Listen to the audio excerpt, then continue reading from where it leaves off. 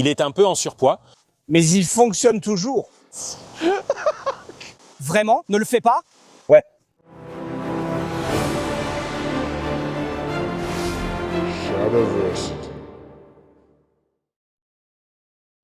J'ai ici pour toi un bat'let. Ouais, prends-le. C'est quoi ce truc, Tyrann? C'est un bat'let en acier avec lequel on peut couper. Et on peut se déplacer et faire ça. Les gens ont l'impression que si je tenais un vrai en acier, mon opinion négative sur le bat'let pourrait changer et que je pourrais me tromper. Oui, parce que cette fois, je me suis préparé. Tu me montres cette vidéo soudainement, sans me laisser le temps de réfléchir. Ce tyrannite, Tyrante les aime bien? Oui, c'est vrai. Et aussi, celui-là n'est pas 100% exact. Non, ce n'est pas le cas. En fait, il est un peu trop grand. Tu vois? Celui-ci est un peu trop grand et il n'a pas une courbe agressive. Il est un peu plus droit, un peu comme une épée. Donc celui-ci est une taille canonique. Celui-là est mieux. Celui-ci est la taille canonique exacte d'un vrai bat'let. Et la longueur est similaire, donc il n'est pas trop grand, mais la courbure ne convient pas. Il n'a pas la bonne courbure, ce qui le rend un peu plus massif. Celui-ci est plus raffiné, il faut donc prendre cette nuance en compte. Il y a une autre nuance, Tyrance? Oui. Quel est leur poids censé être dans le canon? 5 kilos, c'est ridicule. C'est n'importe quoi. Donc non, mais c'est ridicule. Il y en a un juste là et il ne fait pas 5 kilos. On ignore de quoi les Klingons fabriquaient ça à l'époque? Ça n'a pas d'importance. Si, ça compte. C'est la taille réelle et ça ne pèse même pas 5 kilos, même pas la moitié du poids. Tu dirais que la version canonique du bat'let est déjà une arme médiocre à cause de son poids. Je dirais qu'un scénariste idiot ne connaissait rien au poids. Donc tu crois que s'il réécrivait quelqu'un qui... Ils arrangeraient sûrement ça. Ils passeraient outre la question du poids. C'est assez clair. Là, il y a 2,2 kilos. Déjà trop lourd. C'est un peu trop lourd, mais ça reste fonctionnel. Vraiment? Ne le fais pas? Ouais. Je tiens ce truc et je le déteste. Je déteste ces foutus tripes. J'espère qu'il va mourir. C'est une abomination qui n'aurait jamais dû exister. Et le fait même de le tenir me fait me sentir sale. Tu peux prendre une barre. Le bat'let. Pourquoi n'est-il pas aussi mauvais qu'on pourrait le croire? Eh bien, Ou bien il l'est, ou pas? nous n'avons pas tout abordé comme le combat en armure. Par exemple, lors d'une prise en armure, il est logique de pouvoir mettre... Je peux mettre toute ma force là-dedans, tout le poids de mon corps dans ce mouvement. Ça ne va pas traverser ton armure. Ouais, eh bien ceux-là sont agressifs. Non. Tu as besoin d'un coup puissant. Genre, si tu fais juste appuyer sur l'armure, ça ne fera rien. Tu viens d'entendre grappler? Ouais, mais grappler, ça veut dire que tu es déjà proche. Ouais, Je suis déjà proche. Au sol, je t'ai saisi. Je mets toute ma force dans cette lame. Même au sol, C'est pareil que la demi-épée, mec. tu dois la balancer violemment. En plus de ça. tu veux dire le placer dans les interstices de l'armure? Oui. Je suis sceptique. C'est plus crédible que d'essayer simplement de le pousser à travers la plaque. Eh ben, pas seulement ça, à cause de la façon dont c'est façonné et conçu, ça ne favorise pas d'avoir la surface de coupe la plus efficace, mais grâce à ces courbes orientées vers l'avant, j'ai déjà testé ça. La force et l'impact que tu peux exercer ici sur une lame face à une armure, surtout la cotte de maille, c'est incroyable. Quel est le... Et l'alignement du tranchant, c'est souvent le problème des courbures vers l'avant. Ce n'est pas mal, surtout ainsi, mais tu ne peux pas mettre autant de force en le tenant comme ça. Mais en fait, ce n'est pas mal du tout. Voilà, c'est toujours ma position sur le bat'let depuis le début. Bien sûr, c'est une arme fonctionnelle. On pourrait l'utiliser de façon efficace, on pourrait faire beaucoup de dégâts, et elle ferait vraiment beaucoup de dégâts. N'est-ce pas? Remettons-la dans son contexte, d'accord? Parce que beaucoup de gens vont tout de suite dire qu'elle est utilisée dans des espaces clos, plus petits, confinés. Attendez, C'est contextuel. c'est contextuel. Non. Non, car beaucoup croient que dans Star Trek, on se bat seulement dans les vaisseaux spatiaux. C'est faux. En fait, parmi tous les combats qui existeraient dans l'univers de Star Trek, les combats de vaisseaux spatiaux seraient minoritaires. Je suis d'accord, mais le bat'let sert aussi beaucoup lors de rituels, surtout lors de duels bat'let contre bat'let. Donc, ce sont les seuls arguments. Mais l'argument prouve mon point de vue, non? Ils disent que c'est une arme rituelle conçue pour être plus difficile à utiliser, donc elle demande plus de compétences. Et les Klingons aiment ça parce que c'est une arme plus difficile à manier et donc un vrai guerrier est capable de l'utiliser efficacement. Ce qui confirme ce point de vue, c'est que l'arme est mauvaise et difficile à utiliser. Non, je veux dire que dans le contexte d'un combat contre d'autres battlets, ça va, mais cela n'empêche pas de l'utiliser contre d'autres armes. Maintenant, Tu peux, mais est-ce l'arme la plus optimale à choisir dans cette catégorie? ça dépend quand même, parce que dans des situations de corps à corps, surtout si c'est un adversaire sans armure, dans des situations de lutte, frère, tu es foutu. Je pense qu'une épée serait quand même meilleure. Dans une situation de lutte? Maintenant, c'est vraiment important, parce que devriez-vous vous battre avec un bat'let à distance? C'est une précision importante que tu viens de mentionner. Le bat'leth est nul à moyenne distance. Eh bien, oui, ce n'est pas le meilleur à moyenne distance. Tout ce qu'il a besoin de faire, Le détruit. oui. Mais comme nous l'avons dit, c'est une arme de proximité. Donc tout ce que j'ai à faire, c'est de l'utiliser à une distance suffisante pour pouvoir passer à travers ta défense. Très difficile. Tout bon épéiste. Je n'ai pas dit que c'était facile. Je n'ai pas dit que c'était facile. Tout escrimeur compétent a déjà plus de portée que toi. Tu as plus de portée. Le bat'let brille ici, il a un avantage. Le souci, c'est d'aller d'ici à là-bas. Il a son arme présentée, ce qui veut dire que je dois trouver un moyen de gérer sa portée. C'est pour ça que les gens tiennent le bat'let comme ça, pour essayer de maximiser cette portée. Et dans ma position, n'importe quel épéiste compétent pourrait te détruire. Toi, la personne moyenne, si les compétences sont égales, non? Un épéiste, même à moitié compétent, pourrait détruire n'importe quel utilisateur de bat'let qui essaie de réduire la distance simplement en l'empêchant d'engager la lame et en la réalignant pour garder la pointe sur lui. Le problème dans ce contexte particulier, c'est qu'il y a juste une énorme différence de portée ici, non? Pour bien clarifier, ça ne veut pas dire que c'est nul. Ça veut juste dire que son inconvénient, c'est la portée. Dire qu'une épée d'arme face à une épée longue s'en sortira mal, évidemment. Oui. Sans blague. Ouais, mais ça c'est une catégorie d'armes différente. Là, ce sont des catégories similaires.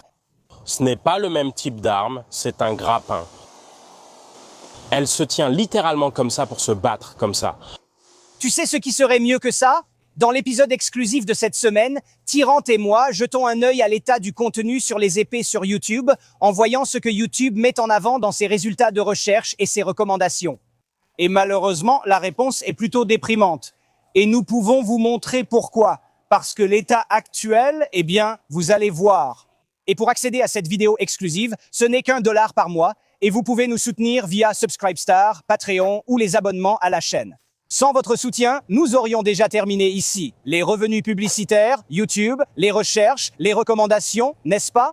C'est tellement mauvais que cette chaîne n'existerait plus sans votre soutien. Alors, les gars, si vous voulez être sûr de recevoir le contenu que vous aimez et que vous voulez voir, soutenez-nous par ces moyens. Et en plus, vous aurez accès à ces super vidéos exclusives. Maintenant, revenons au contenu. 2 dagues.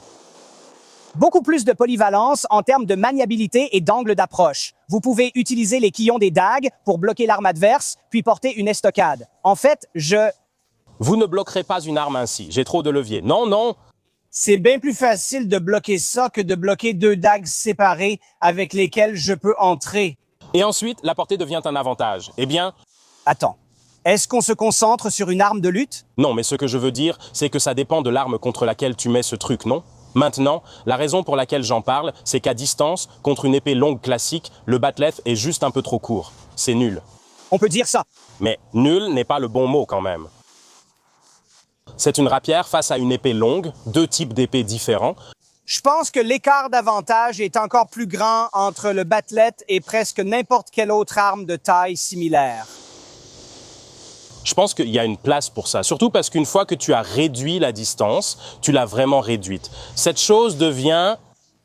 Si je le tiens comme ça, il devient inutilisable. Comment diable vas-tu l'attraper comme ça? Si tu m'attaques et tentes de réduire la distance, J'ai réduit la distance, j'arrive. Et j'essaie juste de... Tu n'attraperas rien, je ne sais pas. le bord arrière est plutôt joli là. C'est tranchant. Quoi sur le bord arrière? Oui, ils sont tous deux tranchants, on l'est ici. Je pense qu'il est plus facile de neutraliser cette arme que des dagues. Il y a beaucoup de vent aujourd'hui. C'est vrai, mais nous avons de petits micro-perles. Ça devrait aller. Tu veux couper avec ça? On peut vraiment le faire avec celui-ci. Alors, la raison pour laquelle j'ai fait ces démonstrations, pas avec celui-ci, c'est parce qu'il est lourd. Ouais, Il est lourd. Mais on peut couper avec celui-ci. Je veux approfondir cette histoire de lutte, D'accord. peut-être avec la lame émoussée. Les dagues peuvent transpercer les organes vitaux et l'éliminer. Les coups d'estoc sont dingues, mec. Si je suis si près, et toi à distance de corps à corps, Je suis en train de lutter. j'essaye de... Mais le truc, c'est que, rappelle-toi, recule. On doit encore franchir ce seuil de distance. On ne commence pas juste ici. On commence là. On entre dans cette zone. D'accord. Si tu arrives même à entrer dans cette zone avec moi qui utilise une épée, d'accord. Si je passe complètement en demi-épée, voilà ce que je ferai à courte distance. Je ferai la même chose. Je pense qu'une estocade avec ça est bien plus mortelle qu'une coupe avec ça à courte distance. Tu ne couperais pas. Voici un aperçu. Ton angle pour l'estocade est bien pire que le mien. Absolument. Mais ce n'est pas le cas. Parce que tout d'un coup, comme on a une courbure aussi prononcée, désolé, approchons-nous ici pour que les gens puissent voir. Toucher cette lame la fait rouiller facilement. Au moment où je place ça là où ça devrait être, la lame se trouve juste ici. Tu vois, C'est parfait. j'en ai d'autres. Portée et zone mortelle ici. Je ne crois pas que ce soit mieux qu'une longue épée. Je veux dire, ça peut aller tout droit, assez pour traverser ta gorge. De combien ai-je vraiment besoin? Il faut un peu de mouvement pour bien l'enfoncer. Mais souviens-toi, tout ça est tranchant ici. Tu penses que tu as un avantage supérieur par rapport à une épée longue à courte portée? Oui. Et la raison précise, c'est que si tu la tiens à mi-lame, au moment où j'obtiens, je ne peux pas. Toi, au moment où j'arrive ici, là, c'est tranchant ici, mec. Tout ça, c'est tranchant. Je t'ouvre les veines. Mais tout ça, c'est circonstanciel, si tu arrives à le bloquer. Je vais résister et essayer de te poignarder aussi. Je sais. Mais ce que je veux dire, c'est que ça n'a qu'une seule pointe. Celui-ci a des doubles pointes aiguisées de tous les côtés dans une situation de corps à corps rapproché où ces crochets ont vraiment la forme d'un bras. Tu vois ce que je veux dire? Je reste quand même sceptique. Et même si tu as réussi à trouver la seule chose que le bat'leth pourrait bien faire, ça ne compense pas tous les autres problèmes qu'il a. Mais le principal problème avec ça, c'est la portée. Cela repose sur de nombreuses réserves en négligeant d'autres problèmes comme la réduction de la distance. Oui, mais le problème avec le fait de réduire la distance, tu vois, c'est un problème que toutes les armes plus petites vont rencontrer, pas seulement le bat'leth. Mais ce n'est pas une petite arme, c'est une arme de taille moyenne. Donc si tu veux être juste, tu vas affronter des gens avec d'autres armes de taille moyenne. Je suis d'accord. Et c'est pour ça que je suis d'accord. L'un des plus gros problèmes avec le bat'leth, c'est de dépasser la portée. C'est pourquoi en avoir un plus léger, comme celui-ci par exemple, te permet d'être un peu plus agile. Pour être juste, c'est une épée vraiment longue. C'est une excellente grande épée. Exactement. D'autres longues épées sont là-dedans, un peu plus courtes. Ce n'est pas la plus longue des longues épées? Non, je ne dis pas que c'est la plus longue épée, mais elle est très longue, d'accord? Très longue, monsieur. Mais cela ne signifie pas qu'il n'y a que des choses inutiles à faire avec. Voilà ce que je veux dire. Je ne dis pas que c'est inutile. À distance, il est désavantagé face à une longue épée. Parce qu'il n'a tout simplement pas la portée. Mais ça ne veut pas dire que c'est inutile. Et dans la dernière vidéo, tu m'as pris par surprise, espèce de salaud. Donc cette fois, j'ai eu le temps de réfléchir aux choses. Et je ne suis toujours pas d'accord. Qu'est-ce que vous en pensez? Vous pouvez ne pas être d'accord. Pas de problème. Tu veux aller couper avec l'autre maintenant? Non, mais je vais le faire. Juste pour découvrir par moi-même à quel point c'est vraiment mauvais. Tu vois, il commence à changer d'avis. Le bat'leth, c'est bien. Parce que Tyrant insiste tellement sur sa qualité en tant qu'arme de courte portée, il est normal que je fasse des attaques avec. Comme si j'étais à courte portée, à peu près ici. Là, c'est un peu trop près. Parce que l'utiliser comme ça, tu sais, c'est un peu injuste si c'est la pire configuration et la pire façon de l'utiliser. Comme tu dis, comme ça. Donc voilà. Ouais. Ouais. J'ai vraiment essayé. Tu vois? Je veux dire, si c'est ton bras, il est en sale état. Tu dois t'en souvenir. Attends, désolé. Mince. Tu m'énerves, Chad. Garde à l'esprit que si tu fais une coupe comme ça, tu pousses le bras ou le membre, peu importe, dans toute cette zone qui est aussi le charme. Ce n'est pas tranchant. Je sais, mais tu supposes que oui. Mais au Canada, ça l'est. Utilise ton imagination. Tu es un cavalier. Fais comme si c'était mieux, en d'autres termes. Non, fais juste semblant que celui-là en particulier l'est.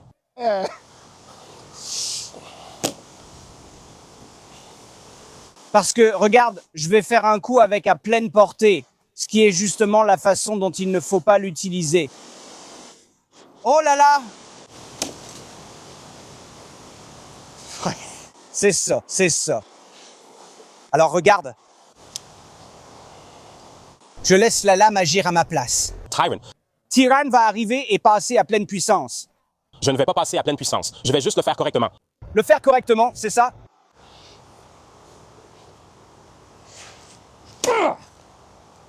Prends un battelette rembourré ou en mousse. Je pense que tu peux en trouver en plastique. Ouais, et fais quelques tests de combat d'entraînement. Peut-être. Donc ce n'est pas terrible. Je ne sais pas. Je peux faire des casques d'Inson avec des nunchakus. Ça ne les rachète pas. Non, je peux faire des casques d'Inson sans. Tu penses que je ne peux pas? Oh, je ne sais pas, mec. Ce Danax contre Nunchaku. Mon Dieu, si tu veux en parler. D'accord. À quelle distance la Danax a-t-elle fait voler le casque de Boromir? D'accord, je n'allais pas en parler parce que c'est juste complexe et agaçant, mais tu le frappais avec un angle descendant et il est déchiré en deux. Donc sa tête part en arrière, je le frappais de côté. Il existe en physique un concept appelé impulsion, lié au clip supplémentaire. Derrière le premier impact, la force d'impulsion du Danax met KO Nunchuk. Ça a l'air dangereux. C'est vrai, je ne fais que l'énerver, mais c'est drôle et amusant que ton Danax ait frappé le petit Danax de fille de Tchad. A brisé la nuque de Boromir. Exactement pareil. Non. Non. Il s'est cassé le cou sous le casque. Tu veux partager tes impressions finales sur le Batlet? Bien sûr. Dernières impressions. Je le déteste toujours et Tyrannite a tort. Mais ce n'est pas le cas. Sur quoi ai-je tort? Quelles sont tes dernières? Pourquoi tu le détestes? Tu te concentres sur un truc très précis alors que, dans l'ensemble, comme arme polyvalente, je pense que c'est nul, comparé à d'autres armes. Je ne me vois jamais choisir le battelet plutôt qu'une longue épée.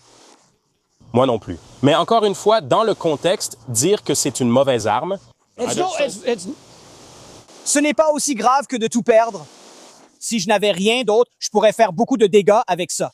Mais je prendrais ça plutôt que des dagues. Je le préfère au nunchaku. Je le préfère à une fléau.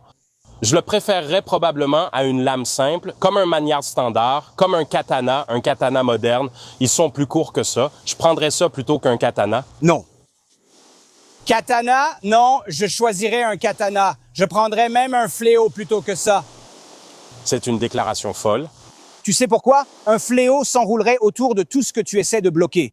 Le problème avec un fléau, c'est qu'il ne peut pas frapper la tête d'une personne s'il s'enroule autour d'une épée. Sa portée est bien plus courte.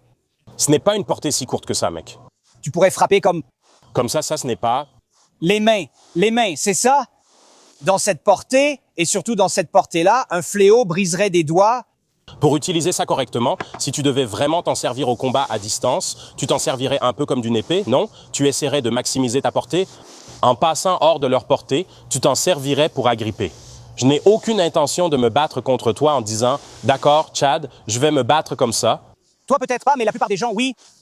La plupart iraient comme ça. Ouais, allons-y. La plupart des gens expérimentés ne feraient pas ça. Oh, parce que j'ai vu beaucoup de Klingons faire ça. Et tu sais, dans l'univers, ce sont eux les maîtres talentueux du combat au battelet. Mais même pas.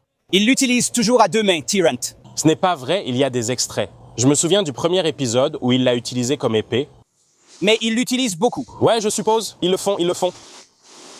Donc, il y a des avantages. Ce n'est pas complètement nul. Son plus gros problème, c'est...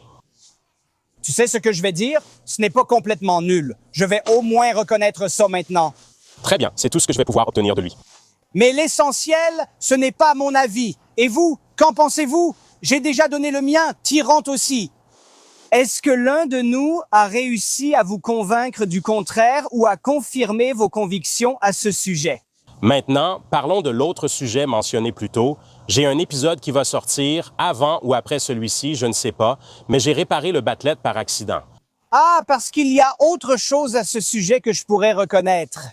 J'en ai récemment fabriqué un autre pour ma collection, car je n'aime pas cette réplique. Je l'ai fait un peu plus court. Et quand je dis un peu plus court, c'est probablement jusqu'ici la longueur d'une épée d'arme. La longueur d'une épée d'arme. Et ça a littéralement tout amélioré. Il pourrait être plus viable en tant qu'arme plus petite. Soudain, tu peux tenir dans ta main gauche un bouclier rond, une dague ou même un grand bouclier si tu veux. Ça le place dans la catégorie d'une hache. Je pense que c'est mieux qu'une hache parce que non seulement elle a une courbe vraiment particulière, mais aussi, quand tu la rends plus petite, le profil de poids change radicalement et ça te permet de faire des frappes avec le tranchant inversé de façon assez raisonnable. Tu sais, si tu te débarrassais de ces deux poignées et que tu aiguisais tout ce bord arrière en gardant celle-ci comme poignée principale, peut-être. C'est ce que tu as fait? Non, c'est juste que ta solution à tout, c'est d'en faire une épée. Oui! Bref, Oui, à 100%. Parce que les épées, c'est génial. c'est juste un... Faites de tout des épées et le monde ira mieux. D'accord, merci d'avoir regardé les gars. Les voitures devraient être des épées. Les téléphones devraient être des épées. Cette fois, je n'ai pas été surpris. Les gens devraient être des épées. J'espère que ça vous a plu. Au revoir. Quoi d'autre pourrait être des épées? Des couverts? Non. Oui. Non. Et des arbres. Des arbres épais. Génial.